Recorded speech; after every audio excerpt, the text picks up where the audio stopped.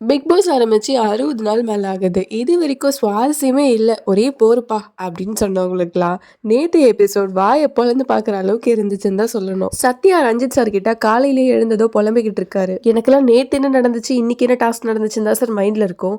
ஆனா இந்த வீட்டுக்குள்ள இருக்க கண்டஸ்டன்ஸ் எல்லாரும் போன வாரம் இந்த மாதிரி கேம், இந்த வாரம் இந்த மாதிரி கேம், ஸோ ஸ்ட்ராட்டஜி இப்படி இருக்கணுன்ற மாதிரி வேற மாதிரி பிளான் போட்டு விளையாடிட்டு இருக்காங்க. எனக்கெல்லாம் இந்த வீடு செட் ஆகாது சார். என் பையன் ரயன் வேற என் மண்டைக்குள்ளேயே உருண்டுகிட்டு இருக்கான். இவங்களுக்கு மத்தியில நானா இருக்கன்றதே எனக்கு போதும், எனக்கு வீட்டுக்கு போனா போதுன்ற மாதிரி சத்யா வந்து ரொம்ப ஃபீல் பண்ணி புலம்பிட்டு இருக்காரு. சரி வீட்டுக்கு தானே போகணும், இதோ வர இருப்பான்ற மாதிரி விஎஸ் வந்ததும் எபிசோட் ஸ்டார்டிங்லேயே வந்து எலிமினேஷனை அறிவிச்சிட்டாரு. சத்யா தான். ஏன்னா சத்யாவை வச்சுக்கிட்டு ஃபுல்லாக கதையும் பேசிட்டு அவர் எப்படியோ பெருசாக பேச போகிறதில்லன்னு நினச்சாரா என்னன்னு தெரியல. எந்த எபிசோட்லையும் இது வரைக்கும் இந்த மாதிரி பண்ணதில்லை. ஃபர்ஸ்ட் எடுத்ததும் எவிக் பண்ணி வெளியே அனுப்புகிறாங்க. சத்யாவா அவர் நினச்ச மாதிரி வெளியே போகிறாருன்ட்டு ரொம்ப ஹாப்பியாகவே போகிறாரு. தென் நம்ம சேத்து பற்றி எல்லாரும் டாஸ்கில் நெஞ்சில் குத்தியிருக்க அந்த பேட்சை கரெக்டாக சொல்கிறாரு. அந்த பேட்ச் பற்றி நம்ம பிபி பற்றி நான் வெளியே ப்ரமோஷன் போனப்போ கூட பேசிக்கிட்டு இருந்தேன். ஜோன் அவுட் கிளின்றதுலாம் எப்படி யோசிச்சாங்கன்னே தெரியல. எனிவேஸ் ரொம்ப நல்லா இருக்கு நீங்கள் வச்ச பேரெல்லாம் சொல்லிட்டு நைஸாக அன்ஷிதா தான் அந்த ஜோன் அவுட் கிளி பேர் தர்ஷிகாவுக்கு வச்சாங்கன்றதை போட்டு கொடுத்துருவாரு. தென் அதுக்கப்புறம் அவரோட படத்தை பற்றி நான் ப்ரொமோஷனை பற்றி ரொம்ப நேரம் பேசிக்கிட்டு இருந்ததுனால ஒரு வழி அவரே கண்டுபிடிச்சிட்டு இதுக்கு மேலே நான் பேசினா சொம்படிக்கிற மாதிரி இருக்கும்னு டீசெண்டாக விலகி நம்ம கேம் கிட்ட வந்துடுவார். அதாவது டாப் 8 வரிசைப்படுத்தின டாஸ்க். ஸோ அந்த டாஸ்கில் டாப் 2ல இவங்க தகுதி இல்லாதவங்க அப்படின்ட்டு நீங்கள் ஃபீல் பண்ணுற 2 பேரை நீங்கள் மென்ஷன் பண்ணலாம் அப்படின்ட்டு எல்லாரையும் லைனாக கேட்டுக்கிட்டு இருக்காரு. அதில் நம்ம ஹீரோ அருணையும் கேட்குறாரு. நான் ஏன் கரெக்டாக அருணை மென்ஷன் பண்ணுறேன்னா அவர் சீரியலில் மட்டும் ஹீரோ இல்லைங்க, நேற்று பிக் பாஸ்லேயும் அவர் தான் ஹீரோ. அந்த மாதிரி சம்பவம் நிறைய பண்ணார். Simple sir. என்னதான் இருந்தாலும் டாப் 8 பாட்டம் 8 அப்படின்றது இப்போ நம்ம சொல்ல முடியாது. ஏன்னா பாதி கேம் தான் முடிஞ்சிருக்கு, இன்னும் நிறைய கேம் இருக்குது. இதை வச்சு நம்மளால் கன்சிடர் பண்ண முடியாது இவங்க டாப்பில் வருவாங்கன்றத. அப்படின்னு இந்த வாரம் எபிசோட் ஃபுல்லாக எப்படி பேசிக்கிட்டு இருந்தாரோ அதே மாதிரி பேசிக்கிட்டு இருக்காரு. நம்ம விஎஸ் ஒரு வழியாக ஒரே ஒரு கொஷின் தான் கேட்குறாரு. அப்போ பிக் பாஸ்க்கு இது தெரியாதா இந்த கேம் எவ்வளோ தூரம் போயிட்டுருக்குன்னு? அவர் ஏதோ ஒன்று கொடுக்குறாருன்னா அதை யோசிக்காமையாக கொடுத்துருப்பாரு.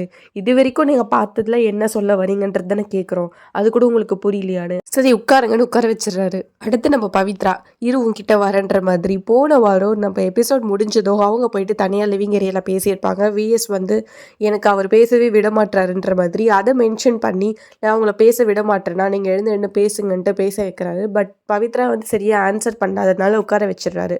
தென் அகைன் எழுப்பி நீங்கள் எவ்வளோ பெரிய ஃப்ரேமில் தெரியுறீங்க தெரியுமா, நீங்கள் பண்ணுற எல்லாமே உங்கள் ஃபேஸில் தெரியுது, ஸோ எங்களுக்கும் எனக்கும் வாய்க்கா தகராறு ஏதாச்சும் இருக்கா? எதுவும் இல்லைல்ல, அப்புறம் எதுக்கு நீங்கள் ஃப்ரீயாக தாராளமாகவே பேசலாமே, என்கிட்ட இருக்க குறைய மட்டும் 10 நிமிஷம் பேசுனீங்களா, இப்போ பேசுங்க அப்படின்ற மாதிரி கேள்வி கேட்டதும் நம்ம பவித்ராக்கு ஒன்றுமே புரியல. ஓப்பனாக சொல்லிட்டாங்க, சரி எனக்கு மனசில் இருக்கிறது அப்படியே முகத்தில் வெளியே வந்துடுது, என்னால் அதை கண்ட்ரோல் பண்ண முடியல, சாரி சார் நான் மாற்றிக்கிறேன் அப்படின்னு சொல்லிட்டு உட்காந்துடுறாங்க.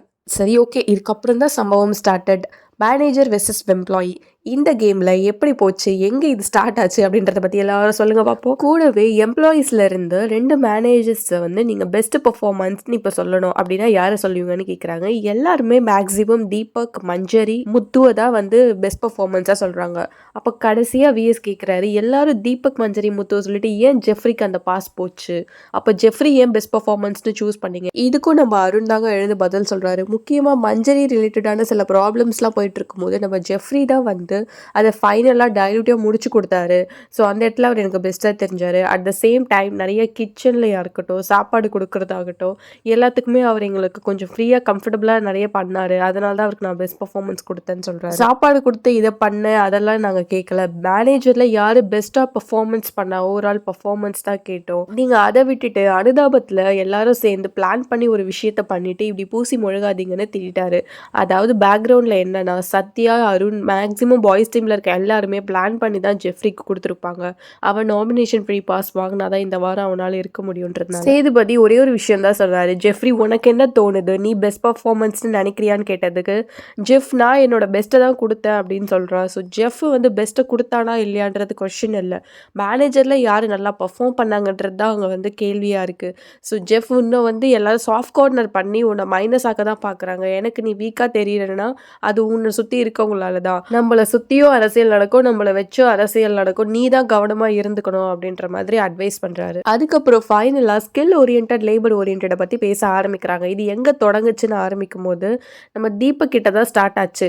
ஆனால் தீபக் சொன்னது யாருக்குமே தப்பாக படலை. ஸோ யாரெல்லாம் இது எப்படியெல்லாம் பார்க்குறீங்க அப்படின்ட்டு லைனாக எல்லாரையும் கேட்டுக்கிட்டு இருக்காரு சேதுபதி. ஒருத்தர் அவங்க மனசில் இருக்க எல்லா வருத்தத்தையும் வெளியே கொட்டியிருப்பாங்க. நம்ம சௌதர்யா சொல்லுவாங்க, அவர் வந்து ஹீரோவாக ட்ரை பண்ணுறாரு சார் இந்த பிக் பாஸ் வீட்டுக்குள்ளே, ஏதாச்சும் ஒரு கண்டென்ட் கிடைச்சா அது வெளியிலேருந்து வர வார்த்தையே எடுத்துக்கிட்டு அதை வந்து நான் இப்படி ப்ரொஜெக்ட் பண்ணுவேன், அப்படி ப்ரொஜெக்ட் பண்ணுவேன், இதை நீங்க பேசக்கூடாது அப்படின்ற மாதிரி ரொம்ப ஹீரோயிசமா ட்ரை பண்றாரு. பட் எதுவுமே அங்க நல்லா இல்ல, செட்டும் ஆகல. தென் ஜெஃப்ரி, ஜாக்லின், மஞ்சரின்னு எல்லா கண்டஸ்டன்ட்ஸுமே எழுந்து தனித்தனியா அருண்கான எதிர்ப்பை சொல்றாங்க. அருண் எது பேசினாலும் அது பிரச்சனை பண்ற மாதிரியே தான் பேசுறாருன்றதை சொல்றாங்க. இன்க்ளூடிங் அவரோட ஃப்ரெண்டு விஷால் கூட குளிச்சிட்டு இருக்கும் போது துண்டோடலாம் எழுந்து ஓடி வந்துட்டேன் சார், எங்க இவன் ஏதாச்சும் பிரச்சனை பண்ணிடுவானோன்னு அந்த மாதிரி ஒரு 3 வீக்ஸா ஒரு கேம் ஆடிக்கிட்டு இருக்கா அப்படின்னு விஷாலே சொல்றாரு. ஆல்ரெடி அருணுக்கு எதிராக இவ்வளோ ரோஸ்ட் போயிட்டு இருக்க நடுவுல நம்ம ராணவ் எழுந்து பேசுறன்ற பேர்ல ரொம்ப குழப்பி குழப்பி இந்த ஸ்கில் ஓரியன்டை பத்தி பேசிக்கிட்டு இருந்தாரு. யாருக்குமே எதுவும் புரியாத காரணத்தினால நம்ம விஜய் சேதுபதி ரொம்ப கோவப்பட்டு, நீங்க என்னதான் ராணவ் சொல்ல வரீங்க, உள்ள டாஸ்க்ல ஒண்ணு பண்ணீங்க, எல்லாரும் நல்லதை பேசுறதுக்கு இருக்கீங்க, நான் குழப்பத்தை உண்டாக்குறதுக்கு இருக்கேன், அதை தான் இப்போ என்கிட்டயும் பண்றீங்களா இன்னும் டென்ஷன் ஆகி அப்புறம் ராணவ் உட்கார வச்சிருப்பாரு.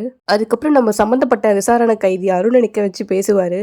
பேசுவாரு. அருண் பேசிக்கிட்டே இருப்பாரு. என்னோட அம்மா, அப்பா, தம்பி, தங்கச்சி அந்த மாதிரி நான் பார்த்த வீட்ல அந்த லேபர்ன்ற வார்த்தை எதுக்கு வந்துச்சுன்னு எனக்கு தெரியல அப்படின்னு அவரோட பாயிண்ட்ட எடுத்து வைப்பாரு. விஜய் சேதுபதி ஒரே ஒரு கேள்வி தான் கேட்பாரு. கரெக்ட். அப்ப லேபர்ன்ற வார்த்தை தப்பு இல்லல்ல. அதை எதுக்கு நீங்க ததவாட்டி பேசிட்டு இருக்கீங்க? அதை எதுக்கு தப்பா எடுத்துட்டு போறீங்க? இங்க லேபர் ஓரியன்டட், ஸ்கில் ஓரியன்டட்ன்ற வேலை இருக்குதா?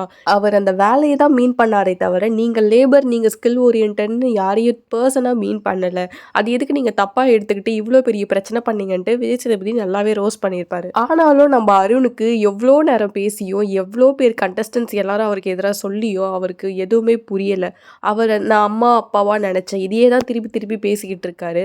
ஒரு கட்டத்துக்கு மேல ஓகே தப்புன்ற மாதிரியே ஒத்துக்குவாரு. ஆனா உண்மையா ஒத்துக்கல. அதோட ரிஃப்ளெக்ஷன் தான் பிக் பாஸ் எபிசோட் முடிஞ்சதுக்கு அப்புறமா அவர் தனியா நின்று பேசிக்கிட்டு இருப்பாரு விஷால் கிட்ட. நான் இங்கிருந்து போறேன், எனக்கு எலிமினேட் பண்ணாலும் ஓகே தான், இன்னைக்கு நான் என்ன பேசினேன், அவர் என்ன பேசுறாரு. விஜய் சேதுபதி அவர்கள் கூட தான் இப்ப சொன்னாரு, தீபக் அண்ணா டீ விஷயத்துல அப்படி லேபருக்கு பண்ணது தப்புன்னு கண்டிச்சாரு. அதே மாதிரி தானே நானும், என்ன மட்டும் எதுக்கு தப்பு சொல்றாருன்ற மாதிரி உள்ள நின்று பேசிக்கிட்டு இருப்பாரு. விஷால் எவ்வளவோ ட்ரை பண்ணுவார், எக்ஸ்பிளைன் பண்ணுவாரு. ஆனாலும் நம்மளோட அருணோட மைண்டுக்கு போகவே இல்லை. அவருக்கு வந்து அவர் பேசினதான் கரெக்டுன்ற மாதிரியே பேசிக்கிட்டு இருப்பாரு. இதை கேட்டு நம்ம விஜய் சேதுபதி, இவன் என்னடா நம்ம டீக்கு லேபர் விஷயம் சொன்ன விஷயத்தையும் அவனுக்கு சொன்ன விஷயத்தையும் எல்லாத்தையும் கன்ஃபியூஸ் பண்ணி இவன் ஒன்று பேசிக்கிட்டு இருக்கானே, இன்னும் இவனுக்கு புரியலையான்ட்டு அவர் வந்து திருப்பியும் புரிய வைக்க ட்ரை பண்றாரு. ஆனாலும் நம்ம அருண் சொன்னதே தான் சொல்லிக்கிட்டு இருக்காரு. நான் என்னோட அம்மா அப்பா ஃபேமிலியாக பார்த்தேன்னு சொல்கிறாரு. அதை வச்சே விஎஸ் அவர் திருத்தவும் முயற்சி பண்ணுறாரு. அம்மா அப்பாவை பார்த்த இடத்துல வந்து லேபருன்ற வார்த்தை தப்பு இல்லை, அம்மா அப்பாவை தானே பார்த்தீங்க, எதுக்கு நீங்கள் லேபருன்னு சொன்னதோ அவர் வந்து கோவப்பட்டீங்க அப்படின்னு சொல்ல எல்லாரும் தீபக்லாம் கண் கலங்கிட்டாரு. முத்து தலையில் கையை வச்சுக்கிட்டாரு. என்னதான் நடக்குது, இவன் என்ன திருந்தாமல் இப்படியே பேசிக்கிட்டு இருக்கான், இன்னும் கூட அவர் வந்து மைக்கில் பேசுகிற அளவுக்கு வச்சுக்கிறாருன்ற மாதிரி எல்லாருமே நின்று பார்த்துக்கிட்டு இருக்காங்க. கடைசி வரைக்கும் நம்ம அருணுக்கு என்ன பேசுகிறாங்கன்றதை அவர் புரிஞ்சிக்கவே ட்ரை பண்ணல.